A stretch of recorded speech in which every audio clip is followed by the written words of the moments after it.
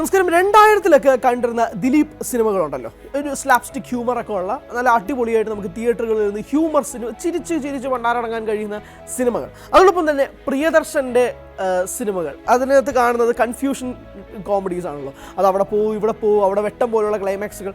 ഇത് രണ്ടും കൂടെ ബ്ലെൻഡ് ചെയ്താൽ എങ്ങനെയിരിക്കും? ഇത് രണ്ടും കൂടെ ചേർന്ന് കറക്റ്റ് അളവിൽ വന്നാൽ എങ്ങനെയിരിക്കും? അതാണ് ഷറഫുദ്ദീൻ ചിത്രമായ പെറ്റ് ഡിറ്റക്റ്റീവ്. നമസ്കാരം. പെറ്റ് ഡിറ്റക്റ്റീവിൻ്റെ ആദ്യ ഷോ കണ്ടിറങ്ങി വരികയാണ്. സിനിമയെ പറ്റിയുള്ള പേഴ്സണൽ അഭിപ്രായം പറയുകയാണെങ്കിൽ ഒരു ഫൺ കോമഡി റൈഡ്, അതാണ് ഈ സിനിമ. ഇതിനകത്ത് കുറച്ച് ത്രില്ലർ സ്വഭാവങ്ങളുണ്ട്. ഈ സിനിമ കുറച്ച് കഥയുടെ ഒരു ഭാഗമൊക്കെ കുറച്ച് സീരിയസ് ആയിട്ടൊക്കെ തന്നെയാണ് പോകുന്നത്.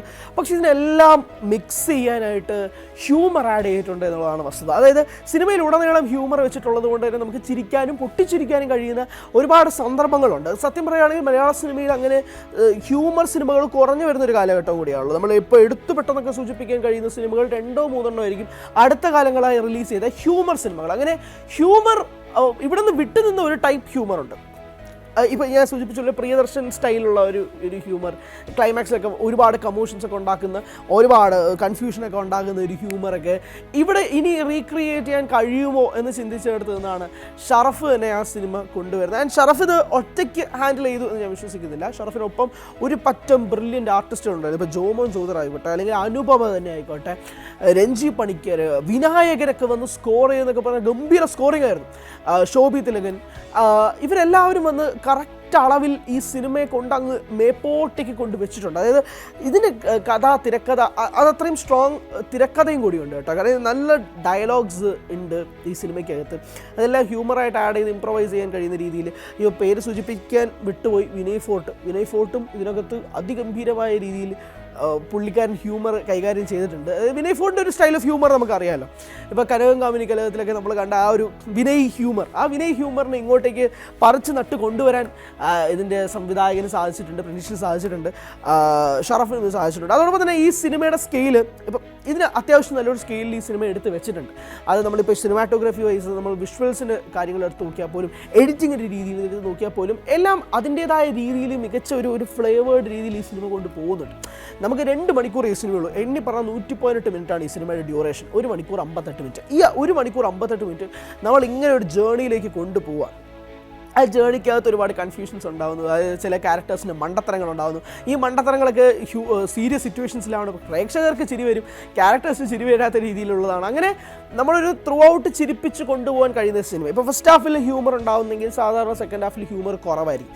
പക്ഷേ സെക്കൻഡ് ഹാഫിലും ഹ്യൂമർ അതുപോലെ ഉണ്ട്. ക്ലൈമാക്സിൽ ഹ്യൂമറുടെ അയ്യരുകളിയായിട്ട് ഈ സിനിമ മാറുന്നുണ്ട്. പ്രത്യേകിച്ച് ക്ലൈമാക്സിൽ നടക്കുന്ന ആ ഒരു പരിപാടിയൊക്കെ ഉണ്ട്. അത് നല്ല രസമുള്ള പരിപാടിയാണ്. തിയേറ്ററിൽ കാണണം കേട്ടോ. ഞാൻ പറയുന്നത് ഇതിപ്പോൾ നിങ്ങൾ OTTയിൽ കണ്ട് അല്ലെങ്കിൽ ഫോണിൽ കണ്ട് ഇതൊക്കെ എത്ര വർക്കാവും എന്നുള്ളത് എനിക്കറിയാം. തിയേറ്ററിൽ പാക്ഡ് ഓഡിയൻസിൻ്റെ കൂടെ ഈ സിനിമയുടെ പ്രൊമോഷൻ സമയത്ത് തൊട്ട് ഷറഫുദ്ദീൻ പറയുന്നൊരു കാര്യമുണ്ട്. ഇതൊരു നോ ബ്രെയിനർ സിനിമയാണ്.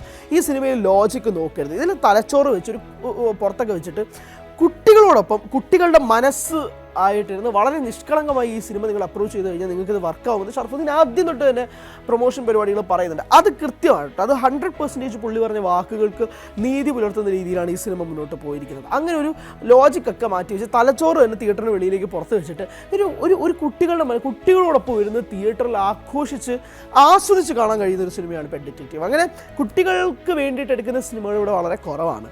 അങ്ങനെ കുട്ടികളുടെ മനസ്സിലാക്കിക്കൊണ്ട് വരുന്ന സിനിമകളുടെ എണ്ണവും കുറവാകുന്നത് കൊണ്ട് തന്നെ ഈ സിനിമയ്ക്ക് പ്രേക്ഷകരെന്ന രീതിയിൽ ഏറ്റവും കൂടുതൽ സ്വീകരിക്കാൻ പോകുന്നത് കുട്ടികളെന്നാണ് ഞാൻ വിശ്വസിക്കുന്നത്. വളരെ കോമിക്കലായിട്ടാണ് ഈ സിനിമ എടുക്കുന്നത്.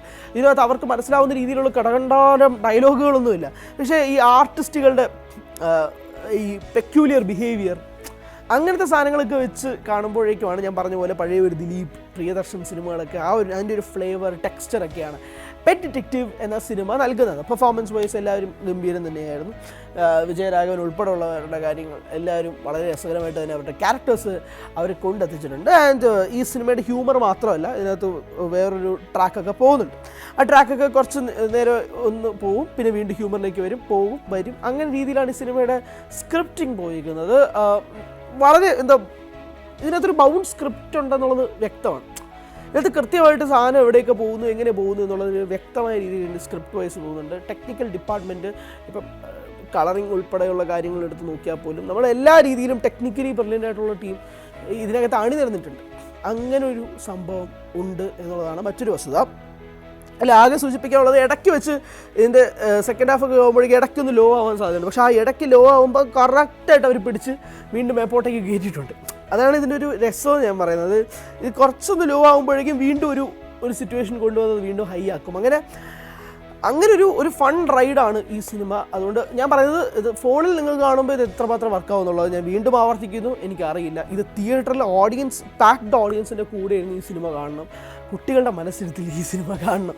അങ്ങനെ കണ്ടു കഴിഞ്ഞാൽ നിങ്ങൾക്കൊരു നല്ല എക്സ്പീരിയൻസ് ഡിറ്റക്റ്റീവ് നൽകും എന്ന കാര്യത്തിൽ എനിക്ക് യാതൊരു തർക്കവുമില്ല. സോ സിനിമ കണ്ടവരാണ് നിങ്ങളെങ്കിൽ നിങ്ങളുടെ അഭിപ്രായങ്ങൾ പറയുക. ഈ തിയേറ്ററിലാണ്, എത്രമാത്രം ഓഡിയൻസ് ഉണ്ടായിരുന്നു തുടങ്ങിയ കാര്യങ്ങളൊക്കെ പറയുക. കാണാത്തവരാണെങ്കിൽ പാക്ഡ് ഓഡിയൻസിനൊപ്പം ഒരു ഫൺ റൈഡ്, ഈ ലോജിക്കൊക്കെ മാറ്റി വെച്ചുകൊണ്ടുള്ള ഒരു 2 മണിക്കൂർ ചിരിച്ചു കാണാം എന്നൊരു മൈൻഡ് സെറ്റിൽ നിങ്ങൾ പോയി കഴിഞ്ഞാൽ തീർച്ചയായും നിങ്ങൾക്ക് ഇഷ്ടപ്പെടാൻ പോകുന്നൊരു സിനിമ തന്നെയായിരിക്കും പെറ്റ് ഡിറ്റക്റ്റീവ്.